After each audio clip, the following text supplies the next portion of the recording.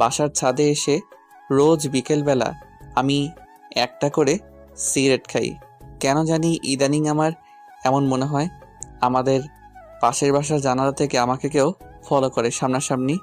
আমি কোনোদিন দেখিনি, কিন্তু আমি সবসময় বুঝতে পারি পাশের ফ্ল্যাটে জানালা থেকে আমাকে কেউ ফলো করে। কিন্তু আমার এসবে কিছু যায় আসে না। মানুষের যখন খুব কাছের কিছু হারিয়ে যায় তখন আর দূরের ছোটোখাটো বিষয়গুলো মানুষের চোখে পড়ে না। মীরা আমার জীবন থেকে চলে যাওয়ার পর আমার একমাত্র কাছের সঙ্গী হলো এই সিগারেটকে। আজকে খুব বৃষ্টি হচ্ছে, মীরার কথা মনে হচ্ছে খুব। কোনো একদিন হুট করে এমন এক বৃষ্টি মিশ্রিত সকালে মীরার সাথে পরিচয় হয়। কলেজে গিয়েছিলাম ওই দিন আমি খুব সকাল সকালে। হঠাৎ করে আমার বান্ধবীর সাথে একটা নতুন মেয়ে আসলো। ক্লাসে পরিচয় পর্বের শেষে জানতে পারলাম ওর নাম মীরা। আমাদের ক্লাসে নতুন ভর্তি হয়েছে ট্রান্সফার হয়ে। তখন আয়েশা বলল, মীরা শোন, রবিউল কিন্তু আমাদের ক্লাসের টপার। এই কথা শুনে মীরা আমার দিকে অদ্ভুতভাবে তাকালো। আমি সেই তাকানোর মানেটা বুঝতে পারলাম না। অল্প কিছুদিনের মাঝেই আমাদের খুব ভালো বন্ধুত্ব হয়ে গেল। এমন একটা অবস্থা, মীরা আমাকে ছাড়া কিছুই বোঝে না। মীরা আসার আগে আমি কখনোই কলেজ মিস দিতাম না, কিন্তু এখন মাঝে মাঝে কলেজ মীরাকে নিয়ে ফুচকা খেতে যেতে হয়। একদিন হুট করে মীরা আমাকে প্রপোজ করে ফেলে। আমিও বেশি না ভেবে রাজি হয়ে যাই।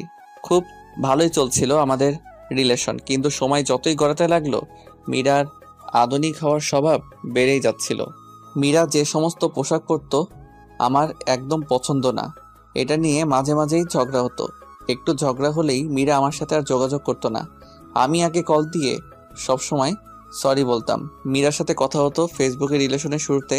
মীরার ফেসবুকের পাসওয়ার্ড আমার কাছে ছিল। আমাদের কলেজে একটা নতুন ছেলে ভর্তি হয়। ছেলেটার নাম সাগর। ছেলেটা কলেজে আসতো দামি বাইক নিয়ে। ছেলেটার সাথে মেয়েরা গায়ে পড়ে কথা বলা শুরু করে এবং মীরাও ব্যতিক্রম কিছু করলো না। ইদানিং মীরা আমার সাথে কলেজে একদম কথা বলে না। একদিন মীরা বলল, শোনো, আমি চাই না কলেজের সবাই আমাদের রিলেশনের বিষয়ে জানুক। তাই এখন থেকে আমি কলেজে তোমার থেকে দূরেই থাকতে চাই। আর তুমিও আমাকে এখন থেকে কলেজের ভেতরে ডাকাডাকি করবে না। আমি মীরার প্রতি খুব দুর্বল ছিলাম। প্রথম প্রেম তো একটু বেশি কাজ করতো আবেগ। আমিও কলেজ টাইমে মীরাকে কিছু বলতাম না। একদিন আমি একটু আগেই কলেজে গিয়েছিলাম। সাধারণত মীরা সবসময় আগেই কলেজে আসতো, কিন্তু আমি ক্লাস শুরু হওয়ার কিছুক্ষণ আগে যেতাম। ওই দিন কলেজে গিয়ে এমন কিছু দেখব তা কল্পনাও করতে পারি নাই। মীরা আর সাগর বকুলতলায় বসে বসে কথা বলছে। শুধু কথা বলছে বলে ভুল হবে, একজন হাসতে হাসতে আর একজনের গায়ের উপর পড়ছে। আমি কোনোভাবে এটা মানতে পারলাম না। সাথে সাথেই কলেজ থেকে চলে আসলাম। ভেতরটা আমার দুমড়ে মুচড়ে যাচ্ছে। মীরা কেমন করে সাগরের মতো ছেলের সাথে এভাবে কথা বলবে?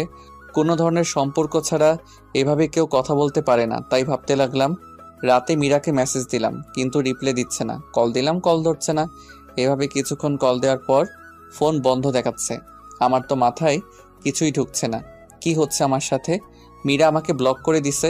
কিছুক্ষণ ভেবে মীরার ফেসবুক আইডিটা আমি লগ ইন করতে গিয়ে বুঝতে পারলাম মীরা ওর আইডির পাসওয়ার্ডটা পাল্টে নিয়েছে। আমি কোনোভাবেই আর মীরার সাথে যোগাযোগ করতে পারলাম না। পরের দিন কলেজে গিয়ে আমি মীরার সাথে কথা বলার চেষ্টা করলাম। তখন মীরা যা বলল তা সারা জীবন মনে থাকবে। আমার তোমার প্রতি কোনো ফিলিংস কাজ করে না। আমার তোমার সাথে আর থাকা সম্ভব না। তাই আমি আমাদের সম্পর্কটা এখানে শেষ করতে চাচ্ছি। আজ থেকে তুমি তোমার মতো, আমি আমার মতো। মীরার কথা শুনে আমার না চাইতেও চোখের কোণে জল এসে পড়ল। ওর কথাগুলো শুনে আমি ওর হাত ধরতে গেলে উল্টো ভালোবাসার প্রতিদান হিসেবে ওই একটা থাপ্পড়ে আমি হুঁশে ফিরলাম। আমি বুঝে গেলাম মীরার হৃদয়ে আমার স্থান কোথায়। 4 মাস পর, ওই দিনের পর তেমন কলেজ যাই না। আর ওই দিন থেকে আমার নতুন সঙ্গী হয়েছে সিগারেট। কিছুদিন পর দাদা অসুস্থ, তাই আম্মু আব্বু তাকে দেখতে যাবে। তাই আব্বু আম্মুকে স্টেশন থেকে রেলে তুলে দিয়ে বাসায় ফিরলাম। সন্ধ্যার পর পর হুট করে বাসার দরজায় কে যেন নক করলো। এই অসময় কে আসলো আবার? আব্বু আম্মু তো চলে গেছে, এমন কেউ তো নেই যে আসবে। দরজা খুলতে আমি পুরো হা হয়ে গেলাম। এত মৌ আপু, আমাদের পুরো এলাকার ক্রাশ। আমার থেকে 1 বছরের সিনিয়র, যেরকম রাগীর সেরকম সুন্দরী। আমি তো হা করে তাকিয়ে আছি আপুর দিকে। আপু বলল, এই কি রে, তুই হা করে তাকিয়ে আছিস কেন? মুখটা বন্ধ কর, না হলে মশা ঢুকবে গাধা। আর তুই এত বেয়াদব কবে থেকে হলি? আমি আবার বেয়াদব হলাম কবে? তো কাউকে দরজায় দাঁড় করিয়ে রাখাটা কোন ধরনের আদব? সরি আপু, আসো ভেতরে আসো। আসলে তুমি অসময়ে আমার বাসার দরজায়, তো তাই আমি একটু চমকে গিয়েছি। তো কেমন চলছে তোর দিনকাল? ভালোই চলছে। তোমার কি অবস্থা বলো আপু? আমার আর অবস্থা, দিনে 16 ঘন্টায় বই আর বই, বইয়ের দিকে তাকিয়ে থাকতে থাকতে চোখ বেচারা এখন আর একলা চলতে চায় না। সঙ্গী হিসেবে চশমাকে বেছে নিয়েছে। জানিসই তো, মেডিকেলে একটু বেশি ইচ্ছা। হুম। তোকে তো আমাদের বাসায় গিয়ে খেয়ে আসতে বলা হয়েছিল, কিন্তু তুই গেলি না। বাসায় কি করছিস? আসলে আপু আমার তেমন ক্ষুধা লাগেনি। থাক থাক, আর মিথ্যা বলতে হবে না, তোকে আমি খুব ভালো করেই চিনি। তুই যে লজ্জা কুমার। এই নে নে, এই খাবারগুলো এনেছি, তুই খেয়ে নে। তুমি কষ্ট করে কেন আনতে গেলে খাবার আপু? আর আপু তুমি যে হোস্টেল থেকে বাসায় আসছো আমি তো সেটাই জানি না। আমার কথা কেন জানবে তুমি? তোমার তো জানার অনেক কিছু আছে। হোস্টেলের পরিবেশ খারাপ হওয়ার জন্য আমি 7 দিন পরেই বাসায় চলে আসছি। বাসা থেকে স্কুটি দিয়েই ক্লাস করি। সেটাও তো 1 বছর হয়ে আসলো। আর তুই কিনা বলছিস আমি বাসায় কবে আসছি? আচ্ছা, এবার তুই খেয়ে নে। আপু তুমি চলে যাও, আমি পরে খেয়ে নেব। না না না না না, তোকে আমার জানা আছে। তুই এখনই খেয়ে নে, আমি টিফিন বাটি নিয়ে যাব। তারপর আমি খাওয়া শুরু করলাম। খাওয়ার সময় নানা ধরনের প্রশ্ন করছিল আপু। আচ্ছা, তোকে একটা কথা বলি। বলো। তোর প্রতিদিন কয়টা করে সিগারেট লাগে? আপুর কথা শুনে আমি এত লজ্জা পাচ্ছিলাম যে আমার মুখ দিয়ে কোনো কথা বের হচ্ছিল না। আমি কিছু না বলে চুপ করে আছি। আরে বলে দে। আসলে আপু মাঝে মাঝে 2-1টা খাই। তুমি প্লিজ বাসায় এসব বলো না। সেটা পরে দেখা যাবে, এখন আমি যাই। খাবার খাওয়া শেষে আপু টিফিন বাটি নিয়ে চলে গেল। শুয়ে শুয়ে ফোনে টুকটাক লেখালেখি করছিলাম, এমন সময় আমার ফোনের পরিচিত টোনটা বেজে উঠল। স্ক্রিনে তাকিয়ে দেখি মৌ আপুর নাম্বার। আমি আপুর নাম্বারটা সেভ করেছিলাম সেই 2 বছর আগে। এই 2 বছরে না কল এসেছে আপুর থেকে, না আমি কোনোদিন কল করেছি। এমনকি আপুর কাছে যে আমার নাম্বার আছে এটাই আমি বিশ্বাস করতে পারছি না। কাপা কাপা হাতে ফোনটা রিসিভ করে কানে রাখতেই কিরে, ফোন রিসিভ করতে এত সময় লাগে? আসলে আপু আমি ফোন থেকে একটু দূরে ছিলাম। থাক থাক, তোর আর মিথ্যা বলতে হবে না। আমি বুঝি না আপু, আমি মিথ্যা বলতে গেলে কেমনে ধরে ফেলে। তুই এখন যেই অবস্থায় আছিস ওই অবস্থায় আমার বাসার নিচে চলে আয়। কেন?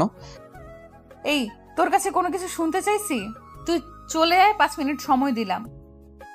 এত রাত করে কি দরকার? আমি যেমন ছিলাম লুঙ্গি আর টি শার্ট পরেই মৌ আপুদের বাসার নিচে গেলাম। কিছুক্ষণ পরে আপু নিচে আসলো। আমার কেমন যেন লাগছিল। আমি সাধারণত লুঙ্গি পরে রাস্তায় বের হই না। আপু তো আমাকে দেখে হাসি শুরু করে দিল। আপুর হাসি দেখে আমার আর বোঝার বাকি রইল না যে আপু আমার লুঙ্গি পরার জন্য হাসছে। হাসছো কেন আপু? আমি কিন্তু চলে যাব তাহলে। তুমি তো বললে আমি যেমন আছি তেমন করে আসতে, আর বলে 5 মিনিটের মাঝে আসতে। তো আমি কেমনে করে এই অল্প সময় আবার কাপড় পাল্টে আসতাম? আর দেরি করে আসলেই তো বলতে যে বড়দের কথা রাখি না, বেয়াদব হয়েছি। ও রে রে, থাক বাবু, তুমি আর রাগ করো না। আপু আমাকে একদম বাবু বলবা না, আমি এখন ছোট না। থাক থাক, আর বলবো না বাবু। আপু এখন কিন্তু আমি চলে যাব। এই, তোর কিন্তু সাহস অনেক বেড়ে গেছে। এখন একটা রিক্সা নিয়ে আয়। এত রাত করে রিক্সা কই পাবো? আমার কিছু অ্যাসাইনমেন্ট কালকে জমা দিতে হবে, আর সেগুলো আমার এক বান্ধবীর বাসা থেকে আনতে হবে। মহা ঝামেলায় পড়ে গেলাম তো। আপু এই রাত করে রিক্সা পাওয়া পসিবল না। তুমি তোমার স্কুটিটা বের করো। যাক, তোর মাথা থেকে জীবনে প্রথম ভালো কোনো আইডিয়া বের হলো। তুই দাঁড়া, আমি 1 মিনিটে স্কুটিটা বের করে নিয়ে আসি। কিছুক্ষণ পর আপু স্কুটিটা নিয়ে বের হলো। আপু একটা কথা বলি? বল। আমি ড্রাইভ করি। আচ্ছা, এনে ধর। সত্যি বলতে আমি জীবনে কখনো কোনো লেডি বাইকের পেছনে বসিনি, আর বসতেও চাই না। মেয়ে মানুষের ড্রাইভিংয়ে আমি কমফোর্ট ফিল করি না। আমি ড্রাইভ করছি, আপু আমার পেছনে বসে আছে। এলাকা থেকে বের হওয়ার সময় মোড়ের টং দোকানে এলাকার উঠতি বসে ছেলেদের চোখ আমাদের এড়ালো না, সবাই হা করে তাকিয়েছিল। কিছুক্ষণ পর আপুর বান্ধবীর বাসার সামনে এসে উপস্থিত হলাম আমরা। আপু আমাকে বাইরে দাঁড় করে রেখে চলে গেল তার বান্ধবীর বাসায়। আমাকে যাওয়ার জন্য জোর করলেও আমি গেলাম না। প্রায় 20 মিনিট পর আপু বের হলো বাসা থেকে। এত দেরি করলো কেন? কিছু পেজ লেখার বাকি ছিল, সেটা লেখার জন্য দেরি হলো। আচ্ছা এবার চলো। চল। কিছুক্ষণ যাওয়ার পর হুট করে আপু বলল, রবিউল, বাইক থামা। আমি বাইক থামালাম। কেন থামাতে বললে আপু? চল ফুচকা খাই। এখন এই রাত করে ফুচকা খাবে তুমি? আমরা দুজনই খাবো। আসলে রবিউল, জানিস আমি জানি না আমি দেখতে কতটা ভালো বা খারাপ, কিন্তু জানিস ফুটপাতে বা কোথাও গিয়ে কিছু খেতে চাইলে হয়তো ছেলেরা টিস করবে, আর সেটা না হলে এমন ভাবে তাকিয়ে থাকবে যেন খাবারের বদলে আমাকেই গিলে খাবে। তার জন্য ইচ্ছে থাকা সত্ত্বেও বেশিরভাগ সময়ই বাইরের কোনো কিছু খাই না আমি। এখন তুই আছিস পাশে, প্লাস লোকজনও নেই তেমন, তাই খেতে ইচ্ছে হলো। আচ্ছা চলো আপু, আমরা দুজনে মিলে ফুচকা খেলাম। আপু খুব ফুচকা পছন্দ করে, সেটা আমি বুঝতে পারলাম। খাওয়া শেষ করে চলে আসলাম আমরা। আপুকে বাসায় নামিয়ে আমি চলে আসলাম আমার বাসায়। এসে আমি চলে গেলাম ছাদে। 5-7 ঘন্টা হয়ে গেছে সিগারেট থেকে দূরে আছি। খুব প্যারা হয়ে গেছে সিগারেটের জন্য। দুটো সিগারেট আর লাইটার নিয়ে চলে গেলাম। কেন জানি আজকে আপুর সাথে কথা বলার সময় বেশ কয়েকবার মীরার কথা মনে পড়েছিল আমার। ছাদের এক কোণায় দাঁড়িয়ে সিগারেট মাঝের তামাক পাতাগুলোকে পুড়িয়ে ধোঁয়াগুলো হৃৎপিণ্ডের চারপাশ দিয়ে ঘুরিয়ে সেগুলোর সাথে মীরার স্মৃতিগুলোকে বাহিরে বের করে আকাশের দিকে তাকিয়ে হাওয়াতে মিশিয়ে দিচ্ছি। মধ্যরাতে আমি রুমে আসলাম। এই মধ্যরাতটা খুবই অদ্ভুত। আমরা সবাই মধ্যরাত বললেও এই মধ্যরাত মানে হচ্ছে একটা রাতের শেষ আর একটা দিনের শুরু। এরকম অনেক মধ্যরাত যে নির্ঘুম পার করেছি। সকালবেলা দরজায় কড়া নাড়ার শব্দে আমার ঘুম ভাঙলো। দরজা খুলতেই আমার চোখ তো পুরো আটকে গেল। মৌ আপুকে মেডিকেল কলেজের ড্রেসে দেখে আমি পুরো হা হয়ে তাকিয়ে আছি। এই আবার হা করে তাকিয়ে আছিস কেন? গলা দিয়ে মাছি ঢুকবে। আসলে আপু তোমাকে খুব ভালো লাগছে কলেজ ড্রেসে। হয়েছে হয়েছে, এত বেলা অবধি ঘুমানো স্বাস্থ্যের জন্য খারাপ। আপু জানি আমি ভালো ভালো কাজ করলে যে সবকিছু আমার সাথে ভালো হবে সেই কথা আমি বিশ্বাসী না। আচ্ছা আচ্ছা, তোর এই কাপ্রিক কথা আমাকে বলতে হবে না। এই নে তোর খাবার, তাড়াতাড়ি খেয়ে নে। এখন খাবো না, তুমি কলেজ চলে যাও, আমি পরে খেয়ে নেব। না, তুই এখনই খেয়ে নে। আমাকে আজকে কলেজে তোকে ড্রপ করতে হবে। আমার স্কুটির চাকায় প্যারেক ঢুকেছে, তাই তুই তো জানিসই গাড়ি ধরে যেতে চাইলে আমি আর কলেজে পৌঁছাতে পারবো না। ইচ্ছে থাকা না সত্ত্বেও এখন আমাদের কলেজ ধরেই মৌ মেডিকেল কলেজের সামনে দিয়ে নিয়ে যেতে হবে। 4 মাস যাবৎ আমি শহরে বের হই না, ভালো লাগে না লোকালয়ে এখন আর আমার। সত্যি বলতে আমি আর আমাদের কলেজে যেতে চাই না। তার বড় কারণ হলো মীরা আর আমার অসংখ্য স্মৃতি রয়েছে ওই কলেজের সাথে। খাওয়া দাওয়া করে রেডি হয়ে মৌ আপুকে নিয়ে বের হলাম। সাথে আমার আব্বুর দেওয়া ডিসকভার 100 সিসি গাড়িটি। নিজের বাইক থাকার জন্য আমি মাঝে মাঝে বাইক নিয়ে যেতাম কলেজে, কিন্তু কম দামি হওয়ায় মীরা কখনো আমার বাইকে চড়েনি, আমিও কখনো জোর করিনি। আমার নিজেরও কিছুটা লজ্জা লাগতো। কলেজের সবারই প্রায় দামি দামি বাইক, আর সেখানে আমার এত কম দামি বাইক। আমি নিজেও তাই কলেজে খুব বেশি নিয়ে যেতাম না বাইক, বাস ধরে যেতাম কলেজে। অনেক দিন পর আমার বাইক বের করলাম। আব্বু খুব যত্নে রাখতো বাইকখানা। আপুকে নিয়ে কলেজের উদ্দেশ্যে রওনা দিলাম। বাইকের মিটার 50-এর আশেপাশে, স্বাভাবিকভাবে চালাচ্ছিলাম বাইক। আচ্ছা রবিউল, একটা কথা বলবি আমায়? তোর মনে ঠিক আমার সম্পর্কে কি ভাবনা আছে? ঠিক বুঝতে পারলাম না আপু, তোমার সম্পর্কে কি ভাবনা থাকবে আর? মানে আমি তোর কাছে মানুষ হিসেবে কেমন? তুমি একটু রাগী, কিন্তু মনটা খুব ভালো তোমার। বেশ কিছুক্ষণ পর আমি আমার কলেজের সামনে গিয়ে আটকে গেলাম রাস্তায় জ্যামের জন্য। বেশ কিছু বন্ধুর সাথে রাস্তায় দেখা হলো। আমার পেছনে মৌ আপুকে দেখে তো সবাই জেলাস ফিল করছিল। খুব কাছের কয়েকজন বলে দিল, দোস্ত তাহলে ডক্টরের সাথে হয়ে গেল। এরকম কমেন্টে আমি লজ্জায় মাথা তুলতে পারছিলাম না। আপুর দিকে তাকিয়ে দেখে উনি মুচকি মুচকি আসছে। সামনে একটা বাসের চাকা ফেটে গিয়েছে। কমপক্ষে 20 মিনিট তো লাগবেই। যেখানে বাঘের ভয় সেখানেই রাত হয়। দেখে আমার বন্ধু রাতুল আসছে। আমাকে পচানোই ওর সবচেয়ে প্রিয় স্বভাব। দোস্ত, তুই এখানে আটকে আছিস? আর ওইদিকে পুরো কলেজের তো এখন টপ নিউজ তোর ডক্টর গার্লফ্রেন্ড। তা দোস্ত, ভাবি কিন্তু দেখতে আগুন সুন্দরী। এতদিন তাহলে কলেজে না আসে ভাবিকেই সময় দিতে ভালোই। তো ভাবির সাথে একটু পরিচয় করিয়ে দে, নাকি সেটাও দিবি না? আমি কিছুই বলতে পারছি না।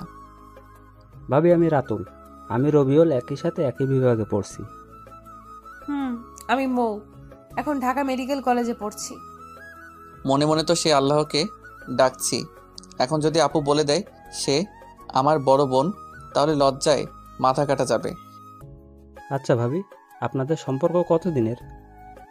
এই তোর এখন এসব জানতে হবে না। রাস্তায় দাঁড়িয়ে কেউ এসব কথা বলে, এখন সময় নেই। আরে দোস্ত, এমন করিস কেন?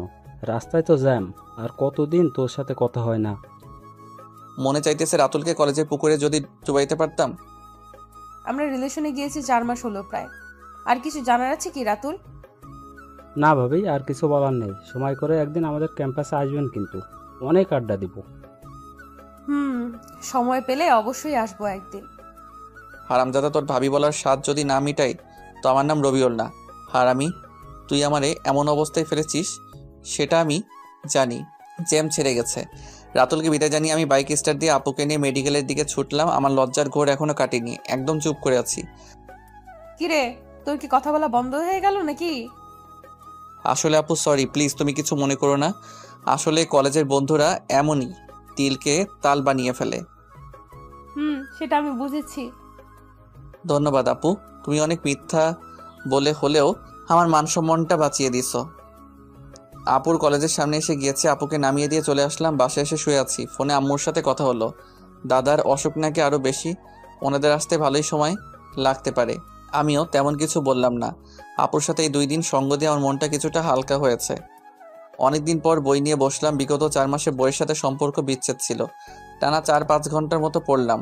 হুট করেই মৌ আপুর কথা মনে হলো। আপুকে তো আমি রেখে আসছি কলেজে। আপু যদি আসার সময় গাড়িতে করে আসতে চায় তাহলে অনেকগুলো বাস পাল্টিয়ে আসতে হবে, অনেক টাইম লেগে যাবে। কেন যেন আমার অবচেতন মনের কথা শুনে আমি বাইক নিয়ে চলে গেলাম আপুকে নিয়ে আসার জন্য। আপুর কলেজের সামনে গিয়ে দেখি 3:20 বাজে। বেশ কিছুক্ষণ ওয়েট করার পর আপুকে দেখতে পেলাম। আপু কিছুটা দূর থেকে আমাকে দেখে একটা তৃপ্তির হাসি দিল। আপুর হয়তো আমাকে দেখে অবাক হলো। কিরে, আবার কি মনে করে এসেছিস? কেন, এসে কি তোমাকে ঝামেলায় ফেললাম নাকি? আমি কি তোকে বলছি নাকি তুই এসে আমায় ঝামেলায় ফেলেছিস? তুই অনেক দায়িত্বশীল হয়ে গিয়েছিস দেখা যাচ্ছে। আপুকে নিয়ে আসার সময় আপু বাইক থামিয়ে হোটেলে খাবারও খাওয়ালো আমায়। আপু হয়তো আমার চেহারা দেখে বুঝেছিল আমি দুপুরে খাবার খাইনি। যদিও আমি বাহিরের খাবার খুব একটা খাই না, কিন্তু আপুর জোরাজোরিতে তবুও খেতে হলো। আপুকে বাসার সামনে নামিয়ে দিয়ে আমি চলে আসলাম বাসায়। সারা দিনটা ভালোই কাটলো। অনেকদিন পর একটা সম্পূর্ণ দিন ভালো কাটলো। সন্ধ্যার পরপরই পড়তে বসলাম। রাত 9টার দিকে কলিং বেলের শব্দ। ক্রিং ক্রিং। আপু আসছে। আপু টিফিনের বাটিটা আমার হাতে দিয়ে বলল, যা তাড়াতাড়ি একে গরম গরম খাবার খেয়ে নে। আপু, প্রতিদিনই আমার প্রিয় প্রিয় খাবার রান্না হয় নাকি তোমাদের বাসায়? আরে সেরকম না, কাকতালীয় ভাবেই হয়তো তোর প্রিয় খাবারগুলি রান্না হচ্ছে আমাদের বাসায়। আমিও ব্যাপারটা সিরিয়াসভাবে না নিয়ে খাওয়া শুরু করলাম। অর্ধেক খাওয়ার পর তাকিয়ে ভদ্রতার খাতিরে আপুকে জিজ্ঞাসা করলাম, আপু তুমি খেয়েছো রাতের খাবার? না, আমি খাইনি। আমি একটু লেট করেই খাই রাতের খাবার। বলো কি, তোমাকে বসিয়ে রেখে আমি খেয়ে যাচ্ছি? এত খাবার আমি এমনিতেও খেতে পারবো না, আসো দুজনে মিলে খাই। না, তুই খেয়ে নে। কি হবে খেলে? ছোটকালে তো অনেকবার দুজন মিলে খেয়েছি আমরা। বাহ, তোর দেখি ছোটবেলার কথাও মনে আছে। তো মনে না থাকার কি আছে? আমার সবকিছুই ভালোভাবে মনে আছে ছোটকালের। আসো আপু, আমি তোমাকে খাওয়াই দেই। আপু না করলো না, এগিয়ে আসলো আমার দিকে। আমি আপুকে খাওয়াই দিলাম। যদিও আমি আমার লাইফে কাউকে কখনো খাইয়ে দেইনি, তাই আমার একটু কষ্ট হচ্ছিল। আপু সেটা ঠিকই বুঝতে পারলো।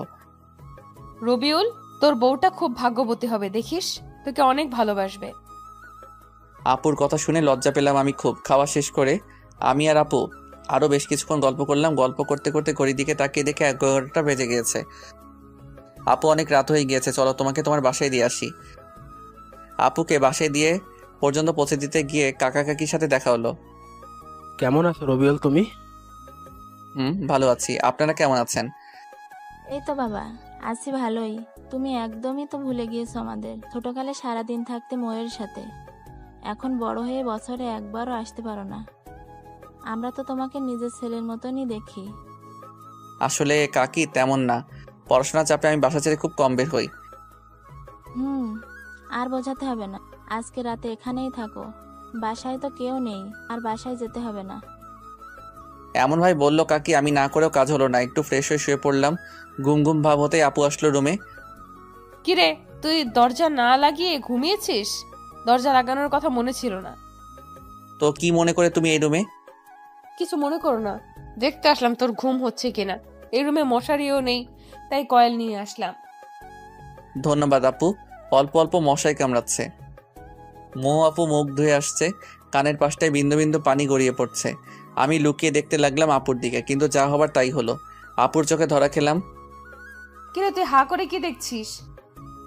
আমি আমতা আমতা করে বললাম, কই কিছু না। খুব চালাক হয়েছিস তাই না? বলে আপু মাথায় দিল একটা থাপ্পড়। মোটেও চালাক না আমি, আপু খুব বোকাশোকা ছেলে আমি। গল্প করতে করতে একসময় আপু সোফাতেই ঘুমিয়ে পড়লো। আমি কয়েকবার ডাক দেওয়ার পরও ঘুম ভাঙলো না। খুব ইনোসেন্ট লাগছিল আপুকে। আমি আর আপুর ঘুম ভাঙাতে পারলাম না। একটা চাদর দিয়ে দিলাম আপুর উপর দিয়ে। আমিও বিছানায় শুয়েছিলাম। কখন যে ঘুমিয়ে গিয়েছি জানিই না। খুব ভোরবেলাতে আপুর ডাকে ঘুম ভাঙলো। এই তাড়াতাড়ি উঠে পড়, আর এই নে তোর জন্য চা এনেছি। কাপটা হাতে নিতে ঘুম ঘুম চোখে একটা চুমুক দিতে চোখ থেকে সকল ঘুম নিমিষেই উধাও। আপু খুব সুন্দর হয়েছে। চা কে বানিয়েছে? চা কে আর বানাবে, আমিই বানিয়েছি। তুমি এত ভালো করে চা বানাতে পারো? এই তোকে মিথ্যা সান্ত্বনা দিতে হবে না, তাড়াতাড়ি চা খেয়ে নিয়ে ফ্রেশ হয়ে খাওয়ার টেবিলে আয়। আমি চাটা অনেক সময় নিয়ে খেলাম। ফ্রেশ হয়ে চলে গেলাম খাবার টেবিলে। টুকটাক কথা হলো কাকা কাকির সাথে। তোর রান্না কি খেতে পারছো বাবা? কাকি খুব ভালো হয়েছে রান্না। ওই রান্না করছে কয়েকদিন যাবত, তাই জিজ্ঞাসা করলাম আর কি। তাই নাকি? খাওয়া দাওয়া শেষ করে আমি জিনিয়াপুর থেকে বিদায় নিয়ে বাসায় চলে আসলাম। 9টার দিকে আপুর কল আসলো। আসসালামু আলাইকুম আপু। ওয়ালাইকুম সালাম। কি করছিস? বসে আছি। আমাকে একটু কলেজে রেখে আসবি? আমার স্কুটি তো ঠিক করা হয়নি, আজকে আমার 11:30 থেকে ক্লাস। আচ্ছা, একসাথেই যাবনি। ওকে, তুই যখন বের হবি তখন আমায় কল দিস, তাহলেই হবে। আচ্ছা আপু। কিছুক্ষণ পর রেডি হয়ে বাইক নিয়ে চলে গেলাম। আপুর বাসার নিচে কল দিয়ে আপুকে আসতে বললাম। কিছুক্ষণ পরে আপু এসে উপস্থিত হলো। তারপর আপুকে নিয়ে রওনা দিলাম। মনে মনে গান গাইতে ইচ্ছে করছিল। এই পথ যদি শেষ না হয় তবে আপু কেমন হবে তুমি বলো তো? হ্যাঁ, বাকিটা তো আর মনে নাই। মনে না থাকাই ভালো। আপু এই গান শুনলে চলন্ত বাইকে আমার গলা টিপে ধরবে। আমি ক্লাস 7-এ পড়ি, আপু পড়তো 8-এ। আপুর সাথেই আমি স্কুলে যেতাম। ছোটবেলাতে আপু আর আমি সবসময় একসাথে স্কুলে যেতাম। হাই স্কুল জীবন থেকে আপুর পিছনে এলাকার বিভিন্ন ছেলেরা ঘুরতো। আমাদের এলাকার সিনিয়র এক ভাই ছিল। ভাই টুকটাক পলিটিক্স করতো। এলাকায় খুব প্রভাব ছিল, তার জন্য সবাই ভয় পেত কম বেশি। ভাইয়ার নাম ছিল আকাশ। উনি আপুকে ওই সময় খুব পছন্দ করত। প্রতিদিনই স্কুলে যাওয়া আর আসার সময় আপুর জন্য রাস্তায় দাঁড়িয়ে থাকতো। এভাবে 6 মাস চলে যায়। বেচারা ভাইয়ার জন্য ওই ছোট বয়সে আমারই মায়া জন্মে গিয়েছিল। একদিন সাহস করে আপুকে প্রপোজ করে ভাইয়া। আপু সরাসরি কোনো ভনিতা না করে জানিয়ে দেয় আপু কোনো রিলেশনশিপে যেতে পারবে না। কিন্তু ভাইয়া তবুও হাল না ছেড়ে আপুকে ফলো করত। একদিন আবারও কথা বলার জন্য আপুকে ডাক দেয়। আপু ওই দিন না দাঁড়িয়ে হাঁটা শুরু করতে গেলে ভাইয়া আপুকে থামানোর জন্য আপুর হাত ধরার চেষ্টা করে। আর সাথে সাথে আপু দাঁড়িয়ে স্যান্ডেল খুলে আকাশ ভাইয়ার গালে বিদ্যুৎ গতিতে 5-7 বার জুতা দিয়ে মারলো। পরে এই বিষয়টা এত ভাইরাল হয় যে আকাশ ভাইয়ার লজ্জায় এলাকা ছেড়ে প্রবাসে পাড়ি জমায়। আমার কলেজের সামনে এসে আমি বাইক থামালাম।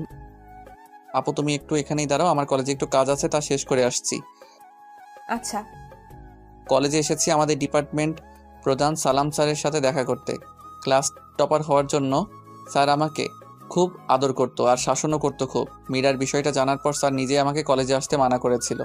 কারণ স্যার খুব ভালো করেই জানতো কলেজে আসলেই মীরা আর সাগরকে একসাথে দেখে আমার অবস্থা দিন দিন খারাপই হতো। সত্যি বলতে ক্যাম্পাসের সবাই জানতো কম বেশি ভালোবাসায় কতটা সিরিয়াস ছিলাম। স্যারের চেম্বারে গিয়ে দেখি স্যার নেই। অফিস সহকারীর সাথে কথা বলে জানতে পারলাম স্যার আমাদের ক্লাস নিচ্ছে। আমি আমাদের ক্লাসের সামনে গেলাম। খুব নার্ভাস লাগছে, হয়তো অনেকদিন পর মীরার সাথে দেখা হবে। দরজা খুলে স্যার আসতে পারি?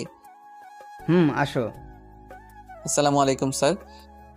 ওয়ালাইকুম সালাম। কেমন আছো তুমি? ভালো আছি স্যার, আপনার সাথে কিছু কথা আছে। আচ্ছা, আমার ক্লাস শেষ, তুমি আমার রুমে আসো। তারপর স্যারের সাথে কলেজের ব্যাপারে কিছু কথা ছিল, সেগুলো বলে চলে আসলাম আপুর কাছে। তারপর আপুকে নিয়ে কলেজে নামিয়ে দিলাম। ধন্যবাদ, সাবধানে যাবি বুঝলি, আমাকে মেসেজ দিস পৌঁছে। আমি বাধ্য ছেলের মতো মাথা নেড়ে চলে আসলাম। বাসায় এসে আপুকে একটা কল দিয়ে জানিয়ে দিলাম। আপুর সাথে কথা বলে কেমন যেন একটা শান্তি পাই। শান্তিটার মানে কি সেটা আমি জানি না। বিকেলে আবার আপুর কল। কিরে রবিউল, কি করতেছিলি? তেমন কিছু না আপু। কাজ না থাকলে আমায় একটু নিয়ে যেতে পারবি? তো বন্ধুরা, এতক্ষণ ধরে গল্পটি শুনেছ। গল্পটি তোমাদের কাছে কেমন লাগছে? যদি গল্পটি ভালো লেগে থাকে এবং এ ধরনের গল্প আরও শুনতে পছন্দ করো, তাহলে এক্ষুনি নিচে থাকা সাবস্ক্রাইব বাটনটি টিপে আমাদের পরিবারের একজন সদস্য হয়ে যাও এবং গল্পটি কন্টিনিউ করো। আর হ্যাঁ, একটি সুন্দর কমেন্ট করতে কিন্তু ভুলবে না। আমি আসছি। আপুকে নিতে গেলাম। আপুর কথা ভাবতে ভাবতে বাইক চালিয়ে যাচ্ছিলাম। হুট করে আচমকা রাস্তায় কুকুর এসে পড়লো। আমার বাইকের সামনে যা হবার তাই হলো। ব্যালেন্স ঠিক রাখতে পারলাম না। রাস্তার পাশের একটা বড় গাছের সাথে ধাক্কা খেলাম। তারপর আর কিছুই মনে নাই। চোখ খোলার পর নিজেকে হসপিটালে আবিষ্কার করলাম। উপর দিকে তাকিয়ে দেখি আমার হাত ব্যান্ডেজ করে ঝুলানো রয়েছে। ভালো করে চারপাশে তাকাতেই দেখি মৌ আপু আমার পাশে বসে কান্না করছে। আপু আমার চোখ খুলতে দেখেই চোখের জল মুছলো। কান্না করছো কেন আপু? আমার কিছুই হয়নি, ঠিক আছে আমি। আমি তোকে আসতে না বললে কিছুই হতো না। সরি, তুই আমাকে মাফ করে দে। আপু তুমি পাগলের মতো কী সব বলছো? আসলে রাস্তায় হুট করে মাঝপথে কুকুর এসে যায়, কুকুর বাঁচাতে গিয়ে আমি ব্যালেন্স হারিয়ে ফেলি। একটু পরেই ডক্টর আসলো। ডক্টর আসার পর বুঝতে পারলাম আমার ডান হাতের হাড় ভেঙে গিয়েছে। আমাকে হসপিটালে আনছে কে আপু? আমি যতদূর জানি একটা গাড়ির ড্রাইভার তোকে পৌঁছে দিয়েছে, আর তোর ফোনে আমার নাম্বার প্রথমে থাকায় আমাকে কল দিয়ে জানায়। তারপর আমি আসছি। আমি এসে রাতুলকে কল দিছি, তারপর রাতুলও আসছে। আচ্ছা আপু, তুমি রাতুলকে কেন কল দিচ্ছ? এখন তো দিলে আমায় বিপদে ফেলে। রাতুলের সামনে যদি তোমাকে আপু আপু করে বলি, তাহলে কলেজে আমার যেটুকু সম্মান আছে তার সবটুকু নিলাম করে দিবে ও। জানো না তো আপু, তুমি রাতুল থাকেই আমাকে পচানোর জন্য সবসময়। প্লিজ আপু, রাতুলকে বুঝতে দিও না যে তুমি আমার বড় আপু। প্লিজ আপু। আচ্ছা আচ্ছা, সে আমি দেখছি, কিন্তু বাবু তুমি আমাকে আপু বইলো না আবার রাতুলের সামনে। আমাকে আপুর সাথে কথা বলতে শুনেই রাতুল ভেতরে আসলো। কিরে দোস্ত, তুই কি ভাবিকে নিয়ে স্বপ্ন দেখতে দেখতে বাইক চালানো শুরু করছিলি নাকি? সামান্য কুকুরের সঙ্গে ধাক্কা লেগে এই অবস্থা। বড় কোনো গাড়ি থাকলে তো কথাই ছিল না। হারামি, তুই কি আমাকে দেখতে এসেছিস নাকি আমাকে আরো খোঁচাতে এসেছিস? আরে না রে দোস্ত। আচ্ছা শোন, ডক্টরের সাথে কথা বলে দেখ কি বলে। আমি বাসায় চলে যাব, এখানে থাকলে আমার দম বন্ধ হয়ে আসবে। তোর দম বন্ধ হলেও 7 দিনের আগে রিলিজ দিবে না কোনোভাবেই। শরীরের অনেক জায়গায় কেটে গিয়েছে। যেখানে বাঘের ভয় সেখানে রাত হয়। আমার সবচেয়ে অপছন্দের জায়গা হলো হসপিটাল। আচ্ছা তুই থাক দোস্ত, আমি সন্ধ্যার দিকে আবার আসবো তোদের জন্য খাবার নিয়ে। আরে ভাই, তোর খাবার আনতে হবে না, তুই ফ্রি থাকলে এমনি আসিস। তুই এখন চুপ করে রেস্ট কর, তোর কিছু বলতে হবে না। ভাবি আমি গেলাম তাহলে, আমার বন্ধুর খেয়াল রাখেন ভালো করে। মৌ আপু মাথা নাড়িয়ে শুধু হুম হুম বলল। রাতুল চলে যেতে আমি হাঁপ ছেড়ে বাঁচলাম। ও থাকলে কথা বলতে বলতে আমাকে জ্বালিয়ে মারতো। আপু একটা কথা বলি? বল। আমার তো আপু হসপিটালে থাকলে দম বন্ধ হয়ে আসবে। তুমি তো হবু ডক্টরই, দেখো না ডক্টরের সাথে কথা বলে কিছু করে আমাকে বাসায় নিয়ে যেতে পারো নাকি? আচ্ছা দেখছি, তুই এত অস্থির হচ্ছিস কেন? তুই একটু শুয়ে থাক, আমি দেখি ডক্টরের সাথে কথা বলে আসি, দেখি কিছু করা যায় নাকি। বেশ কিছুক্ষণ পর আপু আসলো রুমে। রবিউল, আমি ডক্টরের সাথে কথা বলছি। আমি মেডিকেলের ছাত্রী হওয়ায় ডক্টর তোকে ছাড়পত্র দিতে রাজি হয়েছে, কিন্তু 7 দিন তোর নার্স হিসেবে আমাকে তোর পাশে থাকতে হবে। ও আচ্ছা তাহলে থাক, আমি এখানেই থাকি, তোমার পড়াশোনায় অনেক ক্ষতি হয়ে যাবে। এই, তুই কি আমার থেকে বেশি বুঝিস নাকি? আমার পড়ার কথা তোর ভাবতে হবে না। তারপর আপু আমার প্রেসক্রিপশনটা নিয়ে গেল কিছু ইনজেকশন আর ওষুধ আনার জন্য। আপু যাওয়ার 2 মিনিট পরেই আচমকা মীরা এসে উপস্থিত। মীরাকে দেখে আমার বিরক্ত লাগছে। কেমন আছো? কি করে হলো এসব? বলেই তো ন্যাকা কান্না শুরু করে দিল। এই নাটকের তো আমি কোনো মানে বুঝতে পারলাম না। আমার মুখ দিয়ে কোনো কথা বের হচ্ছিল না মীরার সাথে কথা বলার জন্য। আমার ভেতরে কোনো কথা নেই। এমন সময় মৌ আপু এসে পড়লো। আপুকে দেখে মীরা আমার শরীর ধরে কান্না করছিল। মৌ আপুর দিকে তাকাতেই দেখি আপুর মুখটা কালো হয়ে গিয়েছে। আপু পুরো একটা বিব্রতকর অবস্থায় পড়ে গেল। রবিউল, কে উনি তোমার? কেউ না তেমন, আমাদের ক্লাসেই পড়ে। আমার কথা শুনে এক মুহূর্তে মীরার কান্না থেমে গেল। তেমন কিছু না বলে আপু আর আমার থেকে বিদায় নিয়ে চলে গেল। আমি কিছুতেই হিসাব মিলাতে পারতেছি না। মীরা কেন আসলো হসপিটালে? এটা কি আমাকে নিয়ে মীরার নতুন কোনো গেম? মীরা চলে যাওয়ার পর আমি আর আপু একটা সিএনজি করে আপুদের বাসায় চলে আসলাম। আপুর চোখের দিকে আমি তাকাতেই পারছি না। একটু পর পরই আপুর চোখ দিয়ে জল পড়ছে। আপু প্লিজ, তুমি আর কান্না করো না। তুমি এভাবে যদি কান্না করো তাহলে আমি একটু সুস্থ হব না। চোখের জল মুছে জোর করে হাসার চেষ্টা করলো আপু। কিছুক্ষণের মধ্যে বাসায় পৌঁছালাম, কিন্তু হাত ভাঙা থাকায় খাওয়া নিয়ে বাজলো বিপত্তি। আমি চামিচ দিয়েও ভাত তুলতে পারছিলাম না। পুরো হাতই শক্ত করে ব্যান্ডেজ করা বাধ্য হয়ে আপু আমাকে খাওয়াই দিচ্ছিল। আপু তুমি এত ভালো করে খাওয়াই দিতে শিখলে কই থেকে? এর আগে কাকে কাকে খাওয়াইছো? আমার লাইফের ফার্স্ট কাউকে আমি নিজের হাতে খাইয়ে দিতেছি, বুঝলি? বুঝেছি আপু। কি বুঝলি? এটাই যে আপু তুমি সব বিষয়ে পারফেক্ট একজন মানুষ। আপু একটা কথা বলি? বল। তোমার বিএফ নেই? আছে, আমার বিএফ। আপুর বিয়ে পাচ্ছে এই কথাটা শুনে আমার ভেতরটা নাড়া দিয়ে উঠলো। আপু আমি আর খাবো না, আমার পেট ভরে গিয়েছে। আপু চলে গেল প্লেট রেখে আসতে। আমি বুঝলাম না, আপুকে তো আমি ভালোবাসি না, তাহলে আপুর বিয়ে পাচ্ছে এটা শুনে আমার কষ্ট হচ্ছে কেন? তবে কি আমি আপুর প্রেমে পড়ে গিয়েছি? না, এসব ভাবাও ঠিক না। আপু কিছুক্ষণ পর রুমে আসলো। কিরে রবিউল, মন খারাপ নাকি তোর? একটু মন খারাপ, আব্বু আম্মুর কথা মনে পড়েছে। ও আচ্ছা, তুই শুয়ে শুয়ে বিশ্রাম নে। তাহলে কোনো কিছু লাগলে আমায় ডাক দিস। আমার কিছু পড়া আছে, আমি পড়তে বসবো।